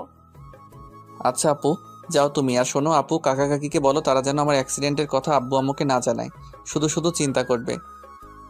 আচ্ছা, সেটা আমি এখন বলে দিচ্ছি, তুই বিশ্রাম কর। আপু চলে গেল। আপু যাওয়ার সাথে সাথেই কেমন যেন শূন্যতা অনুভব করছি। শুয়ে শুয়ে অতীতের কথাগুলো ভাবছি, কত না সুন্দর ছিল দিনগুলো। মীরা এসে আমার জীবনটা এলোমেলো করে দিচ্ছে। সত্যিকারের ভালোবাসা মানুষের জীবনকে যেমন সুন্দর করে তোলে, মিথ্যে ভালোবাসা তেমনি জীবনকে বিস্ময় করে তোলে। এজন্যই হয়তো কোনো একজন বলেছেন, মদ খা, পারলে গাঁজা খা, তবু প্রেম করিস না। কলিজাটা পচে যাক, তবু ভেতরটা ভালো থাক। 11টার দিকে আপু আসলো রুমে, সাথে 2 কাপ কফি এনেছে। এই নে কফি খা, ভালো লাগবে। আপুর থেকে কাপটা নিয়ে চুমুক দিতে ভেতরটা শান্ত হয়ে গেল। অসাধারণ কফি বানিয়েছে আপু। কফি খেতে খেতে গল্প করছিলাম। আচ্ছা আপু, তুমি কিন্তু বললে না তোমার বিএফ আছে কিনা। এই, তুই আমার বিএফ এর খোঁজ খবর নিয়ে কি করবি বল? তোর কি মনে হয় আমার বিএফ আছে? মেডিকেলে পড়ে আবার বিএফ? আমার সম্পর্ক ওই ডিপার্টমেন্টের বইয়ের সাথে। আপুর কথা শুনে তৃপ্তি পেলাম। আচ্ছা, তোর জিএফ নেই? তুই তো ডুবে ডুবে জলপান করিস। সত্যি বলতে আমিও সিঙ্গেল এখন। আপু কিন্তু একটা রিলেশনে ছিলাম আমি অতীতে, কিন্তু ওই মেয়েটা অল্পতেই ধোকা দিয়ে চলে গেছে। আমার কথা শুনে আপু এভাবে হাসবে এটা আমি ভাবিনি। আপুর হাসির শব্দে আমার হৃদয় খুব আঘাত করলো। আমার কি দোষ নাকি আমার দোষ এটাই, আমি অন্ধের মতো আমার ভালোবাসার মানুষটিকে বিশ্বাস করেছি। আমার চোখ দিয়ে অজান্তেই জল এসে পড়লো। আরে পাগল, সরি, কান্না করে দিতে হবে না। আরে কলেজ লাইফে 2-1টা প্রেম বিচ্ছেদের ঘটনা স্বাভাবিক, বুঝলি? দেখিস ওই মেয়ের চেয়েও ভালো একজন আসবে তোর জীবনে। তুই শুধু মন দিয়ে পড়াশোনা কর, ক্যারিয়ারে ফোকাস রাখ। এখন নতুন করে আর রিলেশনে জড়াস না। আর বেশ কিছুক্ষণ গল্প করে আপু আমাকে গুড নাইট জানিয়ে চলে গেল। আমিও ঘুমিয়ে পড়লাম। আপু চলে যাওয়ার পর বেশ কিছুক্ষণ আপুকে মিস করলাম। ধীরে ধীরে আপুর সাথে ক্লোজ হয়ে যাচ্ছি। খুব ভালো লাগে আপুর সঙ্গ। এখন আমার আপুর সাথে যতক্ষণ থাকি একবারের জন্য মীরার কথা মনে হয় না আমার। পরের দিন সকালে কাকি আর মৌ আপু ঝগড়া হচ্ছিল। আমি অবশ্য ঝগড়ার কারণ বুঝতে পারলাম না, শুধু বুঝতে পারলাম আপু যেন কি নিয়ে কাকির সাথে তর্ক করছিল। ভদ্রতার জন্য আমি রুমে ছিলাম চুপচাপ। আপু আমাকে সকালে খাবার খাইয়ে দিয়ে চলে গেল কলেজে। তেমন কোনো কথা বলল না আপু। আমি ভালো করে বুঝতে পারলাম আপুর মন খারাপ। আমিও তাই কিছু জিজ্ঞাসা করলাম না। শুধু মন খারাপ হলে এক কথা, আপুকে দেখে স্পষ্ট বোঝা যাচ্ছে অনেক রেগেও আছে আপু। আপু চলে গেল কলেজে। আপু চলে যাওয়ার পর কাকির সাথে কথা বলে বুঝতে পারলাম মৌ আপুর বিয়ের কথা চলছে। বিয়ের অনেক আগে থেকেই ঠিক প্রায়, কিন্তু আপুর জন্য হয়নি। এসএসসি থেকে কাকা কাকি জোর করছে বিয়ের জন্য, কিন্তু আপু পড়াশোনার অজুহাত দেখিয়ে 3 বছর যাবৎ বিয়েটা আটকে রেখেছে। যে ছেলের সাথে বিয়ে ঠিক সে আপুর খালাতো ভাই, আমেরিকান প্রবাসী। বিয়ের পর হয়তো আপুকেও সাথে করে নিয়ে যাবে। আপুকে আমেরিকার একটা মেডিকেলে ভর্তির ব্যবস্থা করে দিবে। কাকির সাথে কথা বলে আমার ভেতর থেকে যেন শক্তি হারিয়ে গেল। আপুর সংস্পর্শে এসে আমি অনেকটা স্বাভাবিক জীবনে ফিরেছি। আর আপুকে এত তাড়াতাড়ি হারিয়ে ফেলবো এটা আমি কল্পনাও করিনি। সারাটা দিনই রুমে শুয়েছিলাম। ঘুমানোর অনেক চেষ্টা করলেও মোটেও ঘুমাতে পারলাম না। বিকেলবেলায় একটু ছাদে গেলাম। ফোনটায় গান বাজিয়ে আমি বসে বসে সূর্যাস্ত দেখছিলাম। এমন সময় হুট করে আপুর ডাকে হুঁশ ফিরল। কিরে, ছাদে কি করছিস একা একা? আমি তোকে সারা বাসা খুঁজে ক্লান্ত হয়ে গিয়েছি। তা তোর কি মন খারাপ নাকি? না, মন খারাপ নেই, এমনি বসে আছি একটু। সকালে কাকির সাথে কি নিয়ে ঝগড়া করলে? যদিও আমি জানি কি নিয়ে আপু ঝগড়া করেছে, তবুও আপুর থেকে শোনার জন্য জিজ্ঞাসা করেছি। ও, ভালো কথা মনে করেছিস। তোকে একটা কথা বলি, কাউকে বলিস না। আচ্ছা আপু বলো। আমার বিয়ে ঠিক করেছে আম্মু আব্বু। 3 বছর অনেক কষ্টে আটকে রেখেছি, কিন্তু এবার আর পারবো না রে। আমি হয়তো বিয়ের আগে কোনো পাগলামি করে ফেলতে পারি। তুই কথা দে, আমি যাই করি না কেন তুই আমাকে সাহায্য করবি। আপু এমনভাবে বললো আমি না করতে পারলাম না। আপুকে কথা দিয়ে ফেললাম। যাক, ভালোই লাগছে। আপু তাহলে কোনোভাবে হয়তো নিজের বিয়েটা আটকে দিবে। 10 দিন পার হয়ে গিয়েছে। আজকে আমার ব্যান্ডেজ খুলে দিল আপু। আমি এখন পুরোপুরি সুস্থ। আম্মুর সাথে কথা হয়েছে। আমি বলেছি তোমরা আরও কিছুদিন থাকো, আমার কোনো প্রবলেম হচ্ছে না। আপুদের বাসা থেকে আমরা আমার বাসায় চলে আসছি। ভালোভাবে চলছিল দিন। টুকটাক খোঁজ খবর আপুই নেয় আমার, আর খাবার তো আপুই দিয়ে যায়। এর মধ্যে একদিন রাত 2টায় আপুর কল। আমি একটু ভয় নিয়ে রিসিভ করলাম। এত রাতে আপু কি মনে করে কল দিলা? এই তোকে কয়বার কল দিছি দেখ হারামি, 22 বার কল দিছি এইবার দিয়ে। সরি আপু, আমি ঘুমেছিলাম। আচ্ছা আচ্ছা, কি হয়েছে আপু বলো? কিছু হয়নি, দরজা খুল তাড়াতাড়ি। মানে বুঝতে পারলাম না। এই দরজা খুলতে বলছি তোকে, খুলবি নাকি মার খাবি? আমি কিছুটা অবাক হয়ে দরজা খুললাম। খুলেই তো কারেন্টের শক খেলাম। আপু একটা ব্যাগ নিয়ে দাঁড়িয়ে আছে। ভেতরে ঢুকে আমাকে যা বললো তা শোনার জন্য আমি মোটেও প্রস্তুত ছিলাম না। এই তাড়াতাড়ি তোর কিছু প্রয়োজনীয় কাপড় গুছিয়ে নে, আমি বাসা থেকে পালিয়েছি। আমার মাথায় কোনো কিছুই কাজ করছিল না। কি হলো, কথা কানে যায় নাই? আপুর থাপ্পড়কে হুঁশে ফিরলাম। ব্যাগ গুছিয়ে নিয়ে বাসা তালা দিয়ে বের হলাম। এখন আমি আর আপু রেল স্টেশনে দাঁড়িয়ে আছি। আমি এখনো জানি না আপু কই যাবে। চারিদিকে শুনশান নীরবতা। দেখে বোঝার উপায় নেই এই স্টেশনগুলো দিনের বেলায় কতটা ব্যস্ত হয়ে পড়ে। স্টেশন যদি কোনো মানুষ হতো তাহলে এখনকার পরিস্থিতি হতো ঠিক কমে যাওয়া একজন রোগী। কিছু মানুষ স্টেশনে রাত্রি যাপন করে, যাদের থাকার মতো আশ্রয় নেই। কতই না অদ্ভুত রহস্যময় আমাদের এই পৃথিবী। অনেক ঘর ফাঁকা আছে আমাদের দেশে, যেখানে ঘুমানোর কেউ নেই। আর এখানে ঘুমানোর মানুষ আছে কিন্তু ঘর নেই। দিন শেষে আমরা মিথ্যে করে বলে ফেলি উচ্চ গলায়, মানুষ মানুষের জন্য। আমার মনে হয় এটা বলা ঠিক না। এখন বলা উচিত মানুষ স্বার্থের জন্য। আপুর দিকে তাকিয়ে আমি কিছুই বুঝতে পারছি না। এরকম পরিস্থিতিতে এত চুপ করে আছে কেমন করে? আপুর ডাকে কিছুটা হকচকিয়ে গেলাম। রবিউল, বলো আপু। এই শোন, সবার আগে তুই আমাকে এই আপু বলাটা অফ করে রাখ। যেভাবে আপু আপু করিস, মানুষের সামনে না আবার বিপদে ফেলে দেস। আপুর কথার আগামাথা কিছুই বুঝলাম না। আপু বললে আবার কিসের বিপদ হবে? আমি না বুঝেই ইশারায় মাথা নাড়লাম। আপুর টিকিট কাউন্টার থেকে টিকিট কেটে নিল। আমি একদম চুপ করে আছি। এই নে রবিউল, টিকিটগুলো তোর কাছে রাখ। টিকিট হাতে নিয়ে বুঝতে পারলাম আমরা সিলেট যাচ্ছি। ঘড়ির দিকে তাকিয়ে দেখি 3:40 বাজে। রেল আসবে 3:55-তে, আর এই স্টেশন থেকে ছেড়ে যাবে ঠিক 4টায়। আপু, তোমার প্ল্যানিংয়ের কিছু তো বললে না? 2 ঘন্টা যাবৎ তোমার সাথেই আছি শুধু শুধু। শোন, এখন কোনো কথা নয়, রেলে চড়ার পর আমি সব বলবো। আমি শুধু মাথা নাড়ালাম। আমরা দুজনে মিলে রেলে চড়লাম। আমরা ভিআইপি কামরায় উঠেছি। আমরা বাদে পুরো কামরায়, কয়েকজন কাপল বাদে পুরো কামরাই ফাঁকা ছিল। একটা হুইসেল দিয়ে চালু হলো রেল। রেল চালু হতেই আপু মনে হয় হাত ছেড়ে বাঁচল। আচ্ছা আপু, এখন বলো তোমার পুরো প্ল্যান কি? তুই কি কিছুটা জেনেছিলি আগেই? আম্মু আর আব্বু আমার উপর জিদ করে কোনো ধরনের অনুষ্ঠান না করে আজকে আমাকে বিয়ে দিয়ে দিত। আমি রাজি না হলে জোর করে দিত বিয়ে আজকে আমাকে। আমি কোনো উপায় না পেয়ে রাতে বাসা থেকে লুকিয়ে চলে আসছি। তাড়াহুড়োতে মাথায় কোনো বুদ্ধি আসছিল না, আর তোকে কল দিয়েও পেলাম না। কত চিন্তা হলো আমার জানিস। যখন তুই কল রিসিভ করছিলি না, তখন একেবারের জন্য মনে হচ্ছিল তুই কল না ধরলে নিজেই নিজের একটা ক্ষতি করে ফেলবো। আল্লাহর রহমতে তুই 22 বারেই রিসিভ করে ফেলেছিস। সরি আপু, আসলে আমি ঘুমিয়েছি 1টার দিকে, আর তুমি কল দিছো 2টার দিকে, তাই ধরতে পারিনি। আচ্ছা ঠিক আছে, সরি বলতে হবে না। তোর আসার সময় প্রয়োজনীয় কিছু কাপড় নিয়ে আসছি সাথে করে, আর আমার সাথে কিছু ক্যাশ টাকা ছিল 50,000, সেগুলো নিয়ে আসছি। টিউশনি করে জমাইছিলাম টাকাগুলো। কমপক্ষে 1 মাস বাসায় যেতে পারবো না আমি। বাসায় গেলেই বিয়ে কনফার্ম। আমি যতদূর জানি ভাইয়ার ছুটি 1 মাসের মতো। ভাইয়া চলে যাওয়ার পরে আমি বাসায় যাব। এই 1 মাস আমরা সিলেট থাকবো। এখন তোর কোনো আইডিয়া বা পরামর্শ থাকলে আমায় দে। আপু, তুমি তোমার ফোনের সিম খুলে ফেলে দাও, আর আমিও আমার সিম খুলে ফেলছি। সিম খুলে ফেলবো কেন আমরা? আসলে আপু, তুমি তো জানোই তোমার আব্বু কত প্রভাবশালী লোক।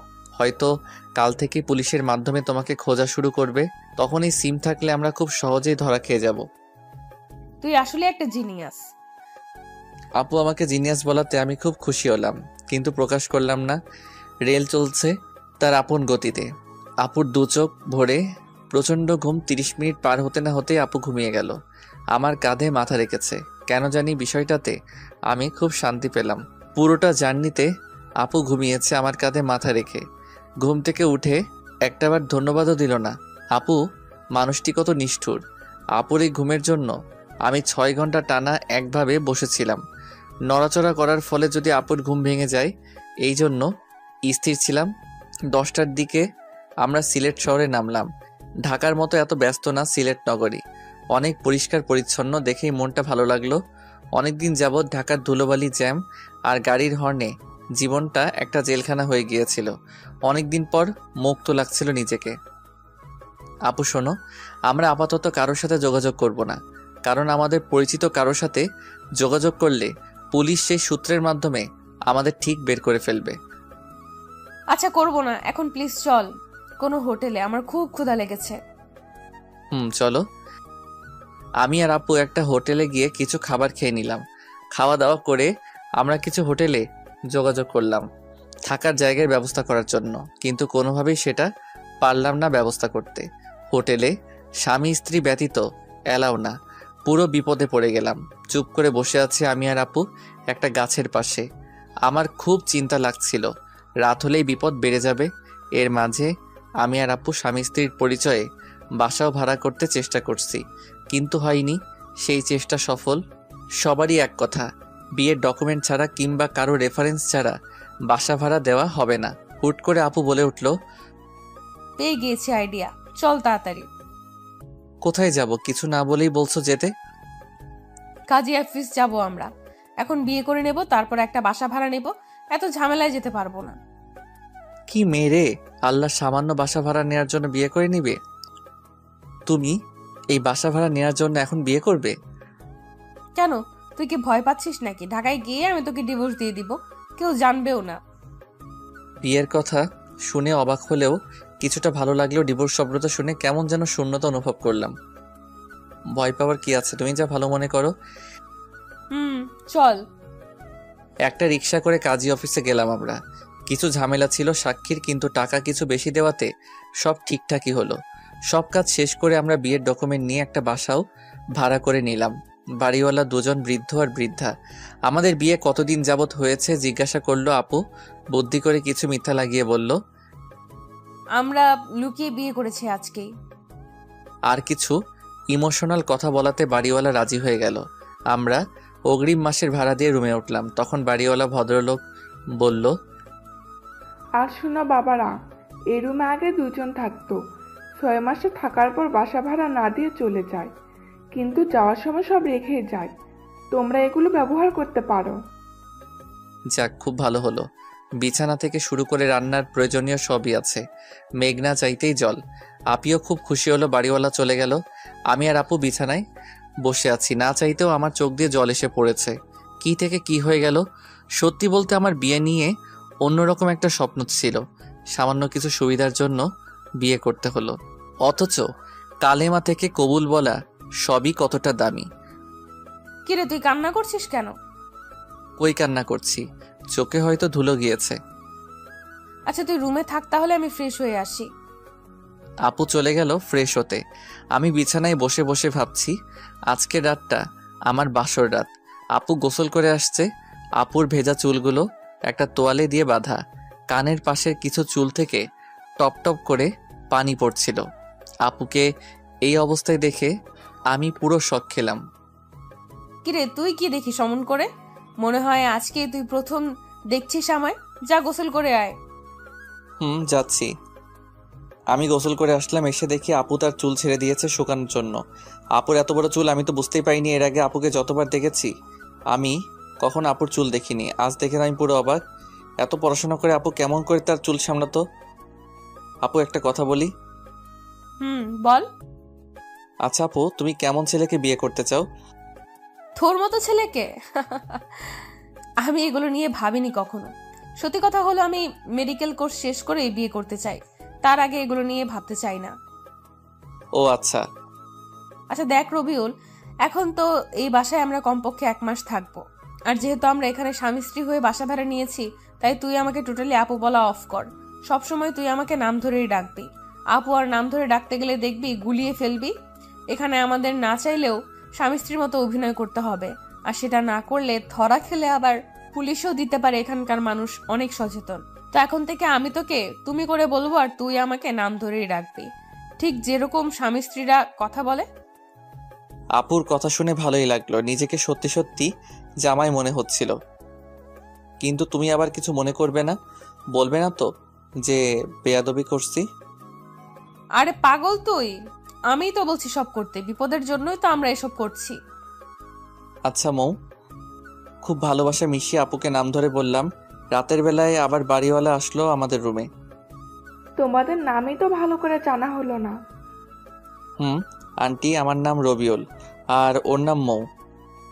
ও আচ্ছা, তোমাদের খুব ভালো মানিয়েছে, কিন্তু দোয়া করি তোমরা অনেক সুখী হও। এই যে তোমাদের জন্য রাতের খাবার নিয়ে আসছি। এখন তো আর কিছু রান্নাও করতে পারবে না, আর হোটেলও বাসা থেকে অনেক দূরে। তোমরা দুজন মিলে খাবার খেয়ে নিও, আমি আসি তাহলে। আচ্ছা আন্টি, যাক ভালোই হলো, খুব ক্ষুধা লেগেছিল আমার। আচ্ছা মৌ, চলো আমরা খেয়ে নেই তাহলে। তোমাকে কি খাইয়ে দিতে হবে? আপু আমার দিকে খুব অবাক হয়ে তাকালো। তুই এমন করে কথা বলছিস কেন? কেমন করে বলি? এমন ভাবে বলছিস যেন আমরা সত্যি সত্যি স্বামী স্ত্রী। থাক থাক, কথায় আছে তো, কান আর ভালো করতে নেই। তুমি বললে যেন আমরা স্বামী স্ত্রীর মতন থাকি, আর এখন বলছো আমি কিভাবে কথা বলছি। আর তুমি নিজেই বললে স্বামী স্ত্রীর মতন অভিনয় করতে। হ্যাঁ বলছি তো। তো এখন তুমি আমাকে তুই করে বলছো কেন? সরি, আসলে সারা জীবন তুই করে বলেছি তো, তাই আর কি। আচ্ছা, এরপর থেকে আর হবে না। সরি, তুমি রাগ করো না, আমি তুমি করেই বলবো, কিন্তু দয়া করে এর ফায়দাটা নিও না। যদি কোনো রকম ফায়দা নিতে চাও তাহলে আমি তোমার মাথা ফাটিয়ে দেব। কি ভয়ঙ্কর মেয়ে রে বাবা! আরে তুমি কি আমাকে ওই ধরনের ছেলে ভাবো? না, সেটা ভাবি না, কিন্তু ছেলে বলে কথা। মৌ, তুমি আমার চরিত্র নিয়ে কথা শোনালে। হয়েছে, এখন আর রাগ আর ঝগড়া করতে হবে না। চলো এখন আমরা ঘুমিয়ে পড়ি। এখনই ঘুমিয়ে পড়বো? কেন? না ঘুমিয়ে কি করব আমরা? ফোনে তো সিম নেই যে একটু অনলাইনে যাব। তাই বলে বাসর রাতে ঘুমানো কি ঠিক হবে? বাসর রাত মানে? আরে দেখো, আমাদের বিয়েতে কোনো ভেজাল নেই। পিওরভাবেই বিয়ের সব কাজ সম্পূর্ণ করেছি আমরা। ইসলামী শরীয়ত মেনেই তো বিয়ে করেছি। সেই হিসেবে আমাদের তো বাসর রাতই আজকে। চলো না মৌ, সকল নিয়ম ভেঙে ফেলি আমরা। আমার কথাগুলো শুনে এক মুহূর্তে আপুর চোখে ভয় চলে আসলো, যদিও কথাগুলো আমি সব বলছি মজা করে। রবিউল, তুমি প্লিজ এসব বলো না। আমি তোমাকে আমার চেয়েও বেশি বিশ্বাস করি। আমি জানি আমি ভুল করলেও তুমি কোনো ভুল করবে না। সরি, আমি তোমার সাথে একটু মজা করেছি। আপুর নাম ধরে ডাকতে আমার খুব লজ্জা লাগে, কিন্তু তবুও অভ্যাস করে নিতে হবে, কারণ অন্য কেউ আপুর ডাক শুনে ফেললে আবার ঝামেলায় পড়তে হবে। আচ্ছা চলো আমরা তাহলে এখন ঘুমাই। সারাদিন তো অনেক ধকল গেল আমাদের উপর দিয়ে, কিন্তু বিছানায় যেতেই হলো। আর এক বিপত্তি, দুজন আমরা এক বিছানায় ঘুমাবো। এই তুমি আমার সাথে ঘুমাবে কেমনে? তুমি নিচে ঘুমাও, আমি বিছানায় ঘুমাবো। আমাকে দিয়ে এত কিছু করিয়ে তুমি কি আমাকে নিচে রাখতে চাচ্ছ? আর এই ঠান্ডায় আমি ফ্লোরে ঘুমালে কালকে আমাকে কবর দিতে হবে। তাও ঠিক। একটা কাজ করো, বিছানার মধ্যে বালিশ দাও, আমি ওপাশে আর তুমি ওপাশে ঘুমাও। আচ্ছা ঠিক আছে। আপু আর আমি শুয়ে আছি। গত 24 ঘন্টায় কত কিছুই না ঘটে গেল। কল্পনায়ও এগুলো কখনো আমার মাথায় আসতো না। কিছুদিন আগেও যাকে হারানোর ভয়ে আটকে উঠেছিল আমার অবচেতন মন, আর আজকে তার সাথে এক বিছানায় রয়েছি।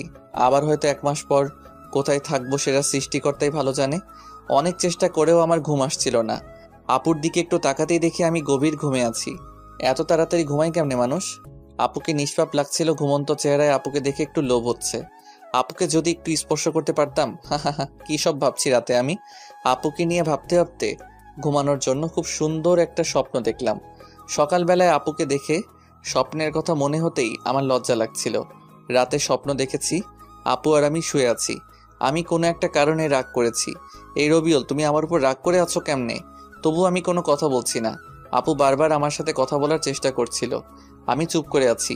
এক সময় এসে আপু জোর করে আমার ঠোঁটে ঠোঁট লাগিয়ে খুব জোরে একটা আমি নিঃশ্বাস নিতে পারছিলাম না। আপু ছেড়ে দেওয়ার পর আমি হাঁপাচ্ছিলাম। এই তুমি কি নিয়ে হাসছো? কিছু না, এমনি হাসছি। সারাদিনই আপুর সাথে খুনসুটি ভালোই কাটলো। বিয়ের প্রথম দিন। মৌ, আমি একটু বাহিরে যাব, তুমি বাসায় থেকো, কোথাও যেও না। আমাকে একা রেখে কই যাবে তুমি এই নতুন জায়গায়? আমার একটু দরকার আছে, থাকো তাহলে। আমি গেলাম। আমার মানিব্যাগটা নিয়ে বের হলাম। বাসা থেকে বের হয়ে একটা রিক্সা নিয়ে শহরে গেলাম। আসলে আমি শহরে আসছি মৌ আপুর জন্য কিছু বই কিনতে। আমি চাই না এই 1 মাসে আপুর পড়াশোনার ক্ষতি হোক, তাই দেখি কিছু বই ম্যানেজ করা যায় নাকি। আসার সময় লুকিয়ে আপুর কলেজের কার্ডটা নিয়ে আসছি। আপুর কার্ডে সব লেখা ছিল। আমার বই খোঁজার জন্য বেশি কষ্ট হলো না। মেডিকেল কলেজের একটা লাইব্রেরি থেকে আপুর সেমিস্টারের সব বই কিনে নিলাম। সব মিলিয়ে 3000 টাকার বই কিনলাম। ভালোই সময় লেগে গেল বই কিনতে কিনতে। বাসায় ফিরতেই আপু এমনভাবে দরজা খুলে দিল যেন খুব মিস করছিল। এত দেরি করতে হবে তোমার? যদি সত্যি তোমার বউ হতাম, একা রেখে এত সময় বাহিরে এইভাবে থাকতে পারতে? জানো কতটা চিন্তা হচ্ছিল আমার। সরি, তোমার জন্য ছোট্ট একটা সারপ্রাইজ আছে বলে মৌয়ের হাতে বইয়ের প্যাকেটটা দিলাম। আমি আসার সময় গিফট পেপারে করে মুড়িয়ে নিয়ে আসছিলাম। বইগুলো গিফট পেপার খুলে আপু খুশিতে চিৎকার করে এসে আমায় জড়িয়ে ধরলো। আমি তো পুরা শকড। কয়েক সেকেন্ড পর আপু আমায় ছেড়ে দিয়ে সরি, আমি উত্তেজনায় তোমায় জড়িয়ে ধরে ফেলেছি। বইগুলোকে খুব মিস করছিলাম আমি। জানো তুমি 1 মাসে কমপক্ষে 450 ঘন্টা পড়তে হবে। অনেক পিছিয়ে পড়তাম বইগুলো না পেলে। অনেক অনেক ধন্যবাদ তোমায়।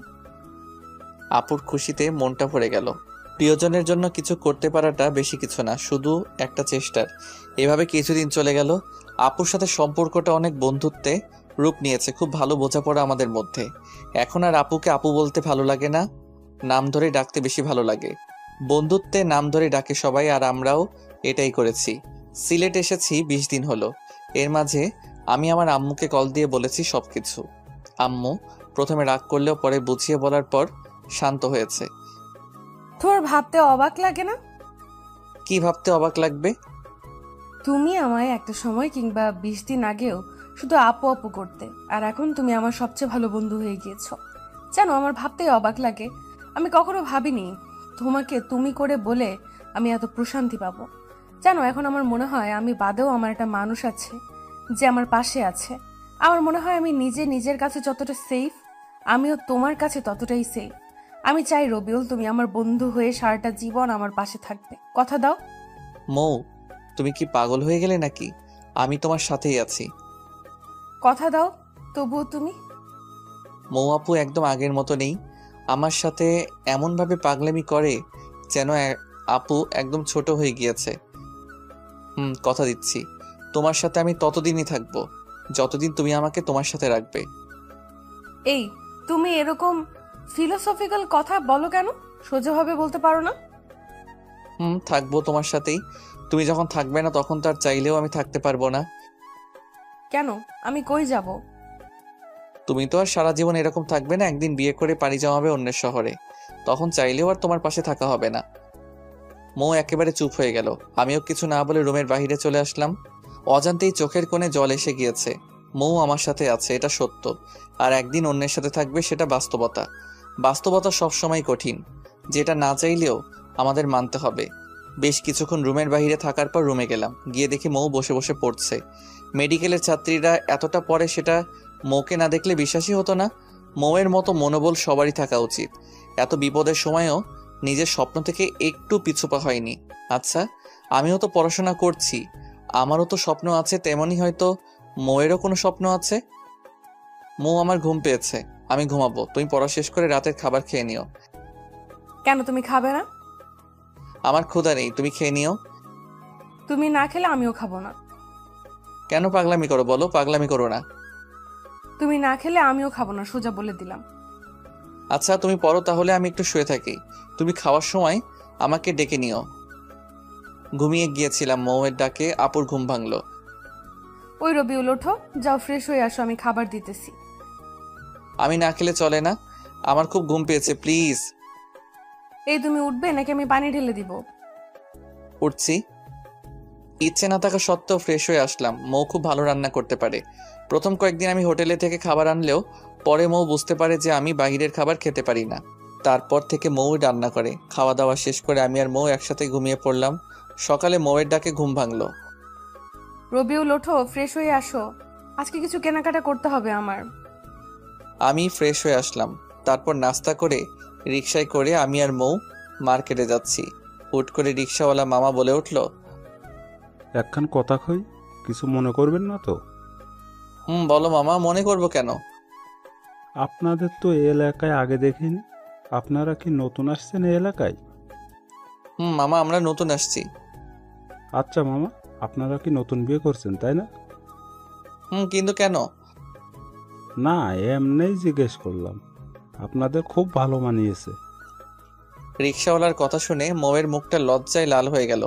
একটা শপিং মলের সামনে আমরা দুজন নেমে পড়লাম। কিছু কাপড় কিনলো মৌ, সাথে আমাকে দুটো টি শার্টও কিনে দিল। কেনাকাটা শেষ করে বাসায় ফিরছিলাম, কিন্তু হুট করে মৌ রিক্সা থামাতে বলল, চলো চা খাবো। সিলেটে এসে যদি এখানকার চাই না খাই তাহলে সিলেট থাকাটাই বৃথা। যদিও আমি চা খাই না, তারপরও দুজন মিলে স্পেশাল চা খেয়ে নিলাম।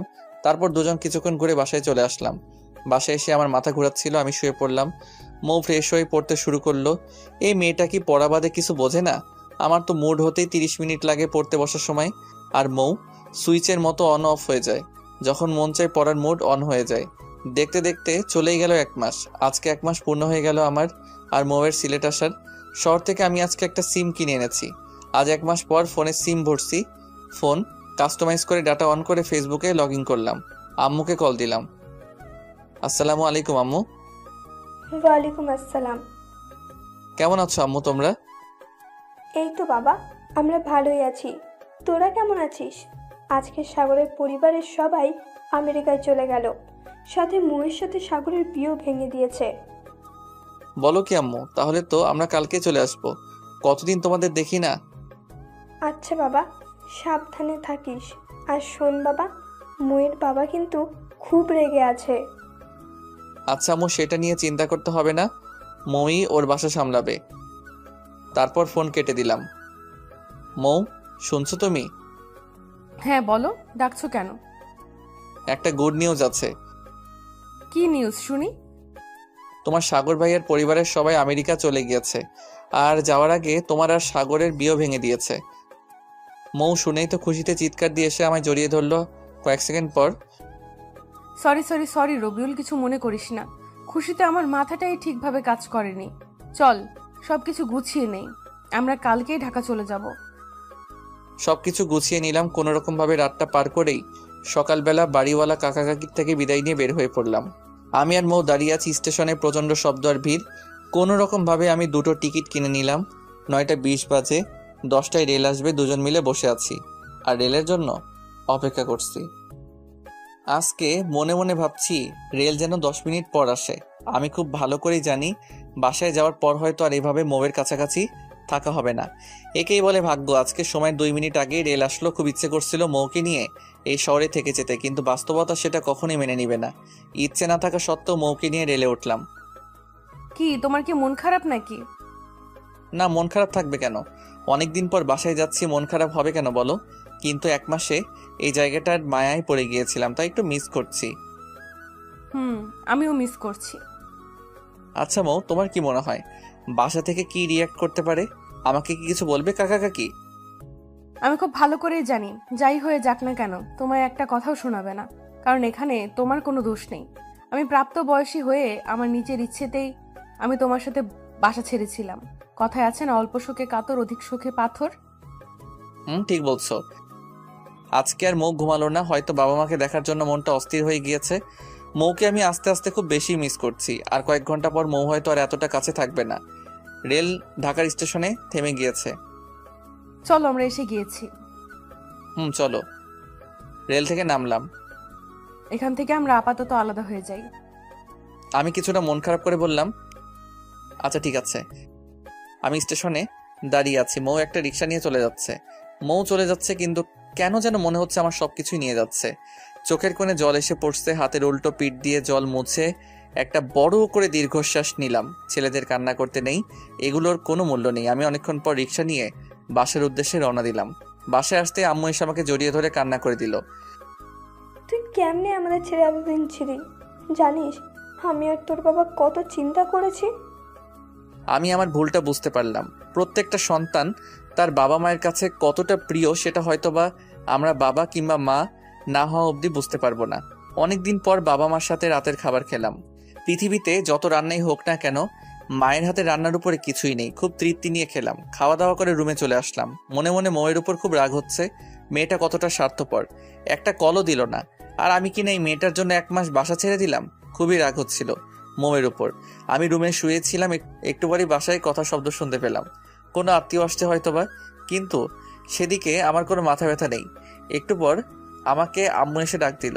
আমি গিয়ে দেখি মৌয়ের আব্বু আম্মু আসছে। আচ্ছা রবিউল, তুমিও তো একবার বলতে পারতে নাকি? আমরা তো তোমাদের বাবা মায়ের মতনই। আমি তো কাকার কথার কিছুই বুঝতে পারছি না। কি বলছেন কাকা? আমি কিছুই বুঝতে পারছি না। হয়েছে বাবা, যা হওয়ার তা তো হয়েই গিয়েছে। এখন আর ওইসব নিয়ে কথা বলি কিছু যাবে আসবে না। তো বিআই সাহেব বলেন কবে বিয়ের ডেট দেবেন? আমরা কিন্তু একটু দেরি করতে চাচ্ছি না। আর রবিউলের সাথে বিয়ে হলে তো অনেক ভালোই হবে, সারা জীবন আমাদের কাছেই থাকতে পারবে। আচ্ছা বেয়াই, তাহলে দেরি করতে হবে না। আর আগামী শুক্রবারই বিয়ের তারিখ তাহলে ঠিক রইল। আচ্ছা বিআই সাহেব, আমরা তাহলে এখন উঠি। উঠবেন মানে? মিষ্টি মুখ না করে কোথাও যেতে পারবেন না। কই গো রবিউলের আম্মু, দাও বেয়াই বেইনকে মিষ্টি দাও। মৌয়ের বাবা চলে গেল। কিছুই বুঝতে পারছি না কি হচ্ছে এসব। 10 মিনিট পরই মৌ আমাকে কল দিল। সরি, আমি তোকে আর কল দিয়ে কিছু বলতে পারিনি। বলবো কেমন করে আর? বাসায় এসেই দেখি আব্বু আম্মু আবার নতুন করে তোর সাথে বিয়ে নিয়ে কথা বলছে। আমি না করতেও বাজারে চলে গিয়েছে। বাজার থেকে মিষ্টি কিনে নিয়ে নাকি তোমাদের বাসায় যাবে, বিয়ে নিয়ে নাকি কথা বলার জন্য। কাকা কাকি আসছিল, আমাকে কিছু বলার সুযোগই দিল না। বিয়ের তারিখ ঠিক করে চলে গেল। বলো কি তুমি? তোমার বাবা মাও রাজি হয়ে গিয়েছে, তুমি কিছু বলো নাই কেন? আমি আর কি বলবো, আমার কাছে কেউ তো কিছু শুনলই না। আচ্ছা, তুমি একটু কাল আমার সাথে দেখা করতে পারবে? পারবো। কোথায়, কখন? বিকেল 4টায় লেক পারে চলে এসো।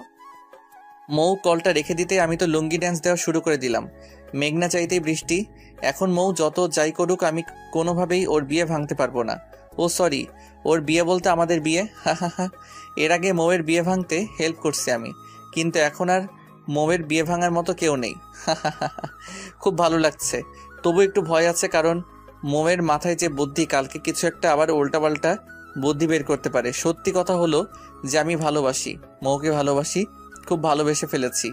যেদিন মৌকে বিয়ে করেছিলাম সিলেট থাকাকালীন, আমি সেদিন থেকে আমি আর মৌকে আপুর চোখে দেখিনি। আমি মনে প্রাণে মৌকে বউ হিসেবে সম্মান করেছি, ভালোবেসেছি, কিন্তু মৌকে কখনো বলিনি কিংবা বুঝতেও দেয়নি। বাসা আসার পর হয়তো ভেবেছিলাম মৌকে হারিয়ে ফেলবো, কিন্তু দিন শেষে আমরা যতই চেষ্টা করি না কেন, উপরে একজন আছেন, সে যখন দিবেন তখন আর কিছুই লাগবে না। পরের দিন বিকেলে গেলাম মৌয়ের সাথে দেখা করার জন্য। যাওয়ার সময় মৌয়ের কিনে দেওয়া পাঞ্জাবি পরে গেলাম। লেক পাড়ে গিয়ে দেখি মৌ আগে এসে উপস্থিত। মৌ আজকে একটা সাদা রঙের ড্রেস পরে আসছে, খুব মানিয়েছে মৌকে ড্রেসটাই। কেমন আছো? আমার আর ভালো থাকা, তুমি তো দেখছোই একটার পর একটা বিপদ ছাড়ছে না আমাকে। একটা ভালো আইডিয়া দাও তুমি, তাহলে কি করব আমি এখন? একটা কথা বলি তোমাকে, তুমি যদি রাগ না করো। আচ্ছা বলো, রাগ করব না। না, কথা দাও রাগ করবে না। আর সাথে যা বলার তুমি আমার কথা পুরোটা শোনার পর বলবে। বলো। দেখো, বিয়ে তো একদিন তোমার কিংবা আমার করা লাগবেই। আর আমি তো ছেলে হিসেবে খারাপ না, তো তুমি চাইলে আমাকেই বিয়ে করে ফেলো। বিয়ে করার পর তো কাকা কাকি তোমাকে আর প্রেশার দিতে পারবে না। আর জুনিয়র বর পাওয়া অনেকটা ভাগ্যের। তোমার কথা বলা শেষ? বলা শেষ। থাকো তুমি তোমার আইডিয়া নিয়ে। তোমার থেকে এই আইডিয়া অন্তত আশা করিনি। আর আমি তোমাকে কখনোই স্বামী হিসেবে মানতে পারবো না। রাগ দেখিয়ে চলে গেল। যতই রাগ করো মৌ, এখন আর কোনো উপায় নেই। বউ হিসেবে তুমি শুধু আমারই হবে। রাতে মৌয়ের কল দিয়েছো কেন? তখন তো কিছু না বলে রাগ দেখিয়ে চলে আসলে। আমি কি বিপদে নেই? আমিও তো বিপদেই আছি। বিপদে মাথা গরম করে কিছুই হয় না, উল্টা আরো পরিস্থিতি খারাপ হয়ে যায়। আমি একটা আইডিয়াই তো দিয়েছিলাম, তুমি ভালো কিংবা খারাপ কিছু একটা বলতে পারতে, আর সেটা না করে রাগ দেখিয়ে চলে আসলে। তুমি আর আমি হয়তো ঠিক ছিলাম, আমরা 1 মাস এক বিছানায় থেকেও দুজনকে স্পর্শ পর্যন্ত করিনি, কিন্তু সমাজ এটা মানবে না। দিন শেষে আমরাও সমাজের নিকট দায়বদ্ধ। এখন যদি আমাদের বিয়েটা না হয়, তাহলে কাকা কাকি আর আমার বাবা মা স্বাভাবিকভাবে এলাকায় বসবাস করতে পারবে না। এক একজন এক এক রকমের কথা শোনাবে। তখন তাদের অবস্থাটা কি হবে তুমি বুঝতে পারছো কি? চুপ করে আছে মৌ। বেশ কিছুক্ষণ পর মৌ বলল, আচ্ছা তবুও কি কোনো আইডিয়া নেই তোমার কাছে? এখন আমাদের জন্য চুপচাপ সব মেনে নেওয়াটাই ভালো হবে। পরে না হয় পরিস্থিতি স্বাভাবিক হলে তখন যে কোনো কিছু করা যাবে। আচ্ছা ঠিক আছে, তুমি খাওয়া দাওয়া করছো কি? না খাইনি, একটু পর খাবো। আচ্ছা একটা কথা বলো তো মৌ, বলো। তুমি কি আমাকে মিস করছো না একটু? মিস করার কি আছে? তুমি তো আর মারা যাওনি কিংবা চলে যাওনি কোথাও, তাহলে মিস করার কি আছে? মিস করার কি আছে বলেই কলটা কেটে দিলাম মৌ। এমন করে কেমনে বললো বুঝলাম না। একটা মাস থাকলাম আমরা একসাথে, এক মাস তো একটা মানুষ যদি একটা বিড়ালকে সময় দেয়, তাকেও যদি দুদিন সময় দিতে না পারে, তাহলে সেই মানুষটা সেই বিড়ালকে মিস করবে, এটা স্বাভাবিক নাকি? মিস করেও মিথ্যা বললো মৌ। যাক, এসব ভেবে মাথা নষ্ট করার দরকার নেই। রাতুলকে একটা কল দিলাম। দোস্ত কেমন আছিস? এই তো ভালোই আছি। তুই কি এই গ্রহে আছিস? আমি তো শুনলাম তুই মঙ্গল গ্রহে চলে গেছিস। শোন, মজা নেওয়া বাদ দে, এখন কাজের কথায় আয়। বল। একটা সুখবর আছে। সুখবর? কি সুখবর? আগামী শুক্রবার আমার আর মৌয়ের বিয়ে। কি বলিস মামা, তুই যে খবর শোনালি আমার তো এখনই নাচতে মন চাচ্ছে। বাসায় অনেক কাজ করতে হবে, আমার তো তেমন কোনো কাজই নেই, তাই তুই কালকে চলে আয়, আব্বু তোকে আসতে বলেছে। আচ্ছা, আমি কালকেই আসতেছি। দেখতে দেখতে শুক্রবার এসে গেল। আমার খুব লজ্জা লাগছে, কেন যেন নিজেকে খুব স্পেশাল লাগছিল। কত আয়োজন, কত সাজ, সব আমারই জন্য। সময় যেন থেমে যাচ্ছে, একদম যাচ্ছে না।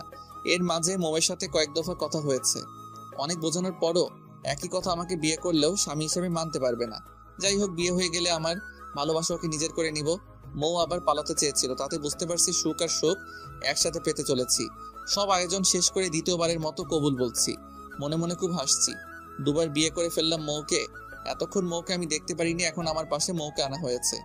বিয়ের সাজে মৌকে এত ভালো লাগছে যে সেটা আমি লিখে বা বলে প্রকাশ করতে পারবো না। বিয়ের সব কাজ শেষ করে এখন ফেরার পালা। মৌ এমন ভাবে কান্না শুরু করে দিল, আমি তো পুরো ভ্যাবাচেকা খেয়ে গেলাম। সত্যি বলতে বিয়েটা মেয়েদের কান্না করাটা স্বাভাবিক, কিন্তু মৌয়ের চোখে কেন যেন আমি জল মানতে পারছি না। কারণ মৌ তো আর সত্যি সত্যি মন থেকে আমাকে স্বামী হিসেবে মেনে বিয়ে করছে না। তাহলে এরকম করে কান্না করার মানে কি? আবার এমনও হতে পারে মানুষের চাপে কান্না করছে, না হলে আবার লোকে কথা বলবে যে কেমন মেয়ে দেখো, বিয়ের দিনে একটু কান্না করছে না। কান্না করতে করতে আমাদের বাসায় চলে আসলাম। আমার রুমে আসতেই তো আমি পুরো চমকে গেলাম। এত ফুল আর এত সুন্দর করে সাজানো হয়েছে, যেটা আমার কল্পনাতেও ছিল না। পুরো ঘরটাই রজনীগন্ধা আর গোলাপের ঘ্রাণে ভরে উঠেছে। বাসা ভর্তি মেহমান। রাত 11টা অবধি মৌয়ের কাছেই যেতে পারলাম না, আমার আত্মীয়রা মৌকে ঘিরে রেখেছে। 11টায় আস্তে আস্তে সবাই চলে গেল। রাতুল আমাকে এক প্রকার ধাক্কা দিয়ে ঘরে ঢুকিয়ে দিল। বিশেষ দ্রষ্টব্য, গল্পের সিজন 2 আসছে খুব শীঘ্রই।